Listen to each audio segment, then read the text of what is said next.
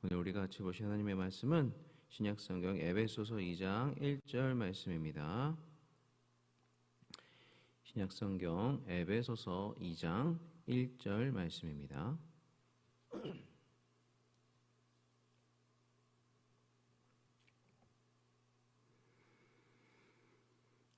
다 찾으신 줄 알고 한 목소리로 같이 읽겠습니다. 그는 허물과 죄로 죽었던 너희를 살리셨도다. 아멘. 도로뜨신조는 제3사항의 11장에서 하나님, 그중에서도 특별히 성령 하나님께서 택하신 사람들을 어떻게 회심으로 이끄시는가에 관해서 설명을 하고 있습니다.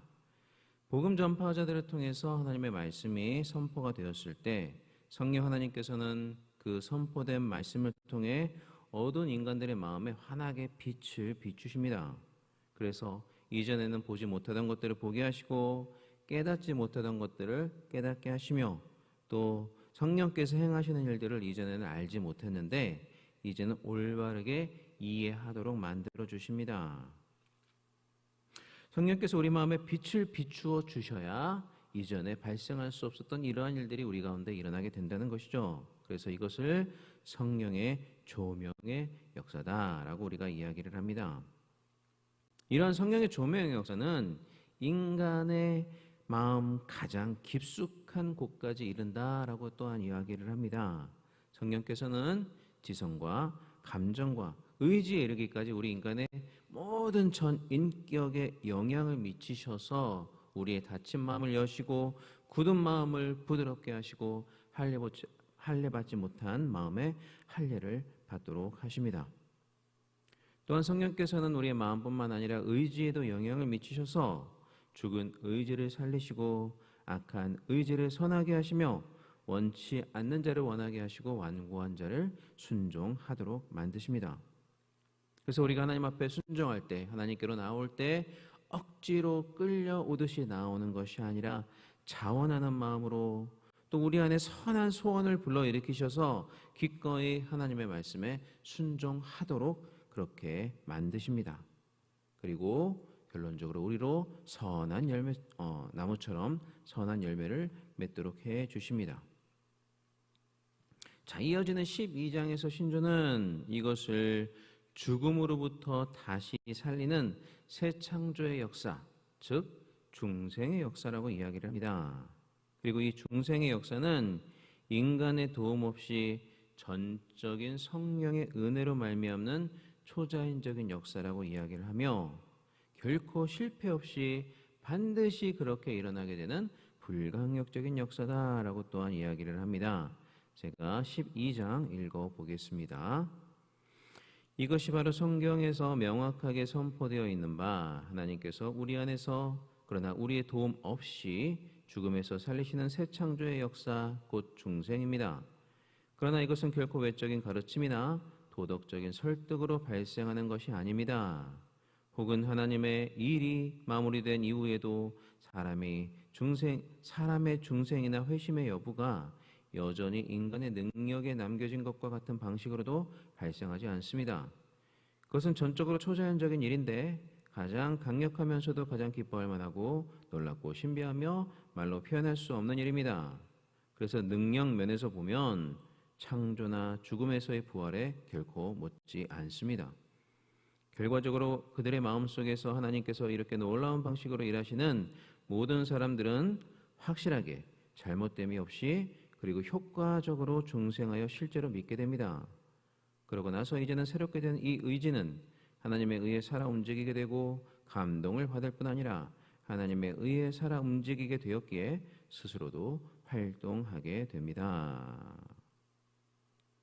자, 신조는 먼저 성경이 말하는 이 중생의 역사는 하나님께서 우리 안에서 그러나 우리의 도움 없이 죽음에서 살리시는 새 창조의 역사다라고 말씀을 합니다. 명확하게 중생의 역사는 우리의 도움 없이 하나님께서 우리 안에서 일으키시는 역사다라고 이야기하고 있습니다. 왜냐하면 우리는 허물과 죄로 이미 죽었던 자들이기 때문에 아무런 도움이 될 수가 없는 것입니다. 오늘 본문 말씀에 그렇게 이야기를 하고 있죠. 오늘 본문 말씀 에베소서 2장 1절 다시 한번 읽어보겠습니다. 자, 시작. 그는 허물과 죄로 죽었던 너희를 살리셨도다. 자, 여기서 죽었다는 말은 영적으로 죽었다는 말인데요. 그리고 그렇게 죽었기 때문에 아무런 도움이 될 수가 없다는 것이죠. 여러분도 잘 아시다시피 죽은 자는 말도 없고 아무런 행동도 할 수 없기 때문입니다. 여기서도 신조는 중생의 역사는 철저하게 하나님의 단독의 역사요 은혜의 역사다라는 것을 이야기해 주고 있습니다. 이 사실을 더욱 강조하기 위해서, 즉 중생의 역사는 하나님의 단독의 역사요 은혜의 역사라는 사실을 더욱 강조하기 위해서 신조는 이렇게 덧붙이고 있습니다. 이것은 결코 외적인 가르침이나 도덕적인 설득으로 발생하는 것이 아닙니다.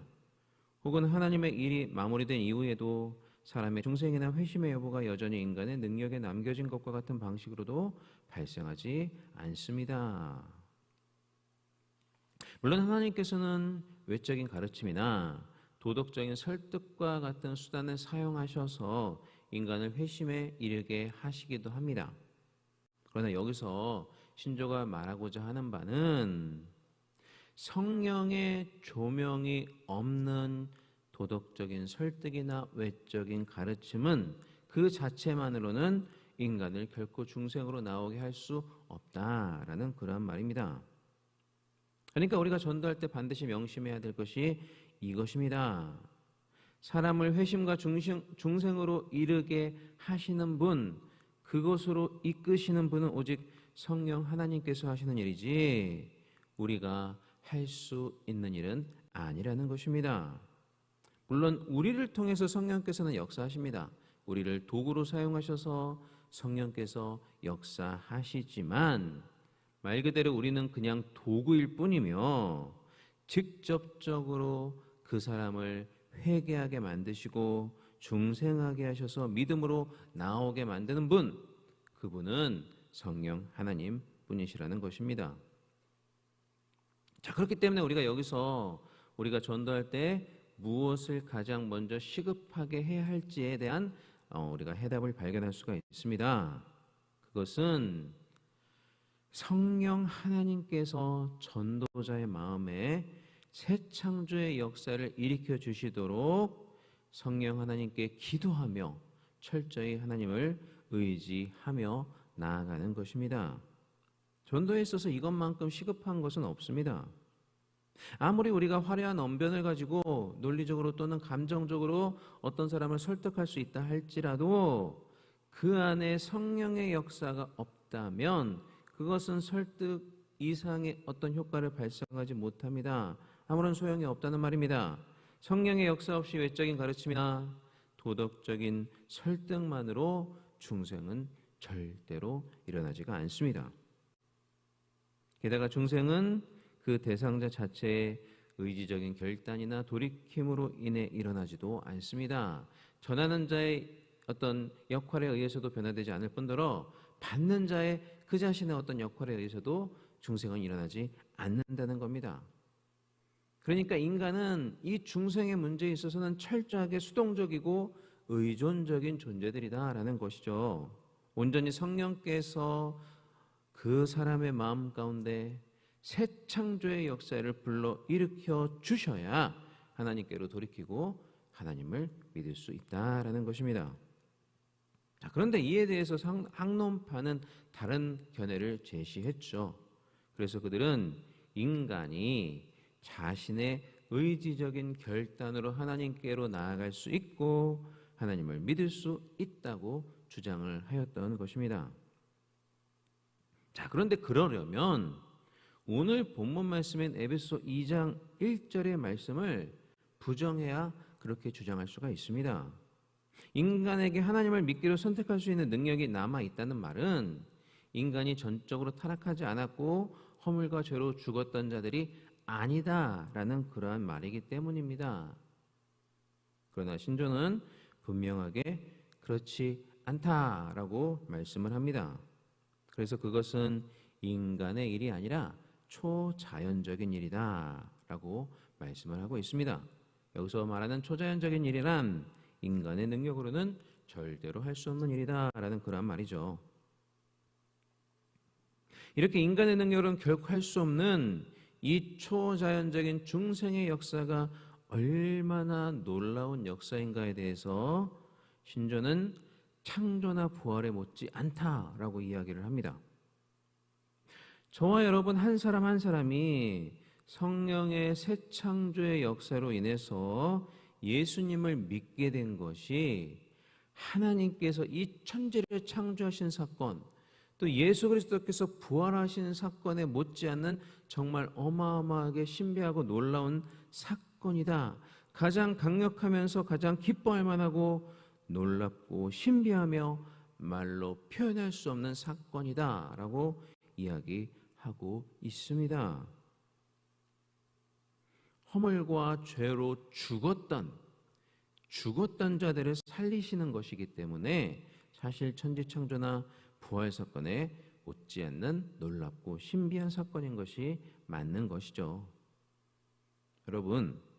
여러분께서 예수님을 믿게 된 것이 하나님께서 천지를 창조하시고 예수님께서 부활하신 사건만큼 그렇게 놀랍고 신비로운 사건이라는 사실을 여러분들 알고 계셨습니까? 이 사실을 우리가 바르게 깨닫는다면 정말 놀랍지 않습니까? 또 정말 감사하지 않습니까? 게다가 이렇게 놀라운 하나님의 사건을 일으키시는데 저와 여러분을 전도의 도구로 사용해 주신다는 그 사실이 또 너무나 감사하지 않습니까? 그러므로 이 놀라운 은혜에 우리는 먼저 합당한 감사를 돌리는 자가 되어야 할 것입니다. 그리고 이 놀라운 사건에 동참하도록 만들어주신 맡겨주신 사명에 우리는 최선을 다해야 할 것입니다. 또한 신조는 이 중생의 역사가 확실하게 잘못됨이 없이 그리고 효과적으로 발생한다라고 말씀을 합니다. 한마디로 하나님께서 구원하시기로 작정한 사람은 반드시 실패함 없이 중생하여 하나님을 믿게 된다라는 것입니다. 인간이 결코 저항할 수 없는 불가항력적인 은혜를 통해서 하나님께서는 자신이 구원하시기로 작정한 사람을 반드시 구원으로 인도하신다라는 것이죠. 여러분, 그러면 이 말씀이 어떤 위로가 될 수 있겠습니까? 평생 5만 번의 기도의 응답을 받았다는 조지 뮬러도 정말 평생을 기도하면서 기도의 응답을 받지 못했던 한 가지 기도 제목이 있었는데 그것은 자신의 가장 친한 친구를 전도하는 것이었습니다. 그렇게 놀라운 기도의 사람이 평생을 기도했는데도 자신의 친구는 전도하지 못했어요. 그렇지만 조지 뮬러의 생전에는 하나님을 믿지 않았던 그 친구, 그 조지 뮬러가 기도했던 그 친구가 조지 뮬러의 장례식장에서 하나님을 믿게 되었습니다. 하나님은 실수하거나 실패하지 않으시고 조지 뮬러의 기도에 응답해 주셨고 그렇게 간절히 기도했던 그 친구를 구원으로 인도해 주신 것입니다. 이처럼 하나님께서 불가항력적인 은혜로 구원하기로 작정하신 사람을 실패함 없이 반드시 구원으로 인도해 주신다라는 이 은혜의 말씀은 저와 여러분에게 큰 위로가 될 것입니다. 비록 지금은 저 사람은 정말 주님을 믿지 않을 것 같아 라고 느껴질 수 있는 그런 사람조차도 그 사람이 만약 하나님께서 구원하시기로 작정한 사람이라면 반드시 하나님의 때에 돌아오게 될 것이기 때문입니다. 아직도 주변에 주님께로 나아오지 못한 가족이나 또 친한 지인이 있어서 그렇게 마음의 낙담을 하고 계시는 분들이 계십니까? 혹시라도 그런 분들이 계시다면 이 말씀이 여러분들에게 위로와 소망의 말씀이 되기를 바랍니다. 반드시 돌아오게 될 것이라는 것을 믿고 하나님은 실수하지 않는 분이라는 사실을 믿고 다시 일어나 복음을 전파하는 용기를 얻는 말씀이 되기를 바랍니다.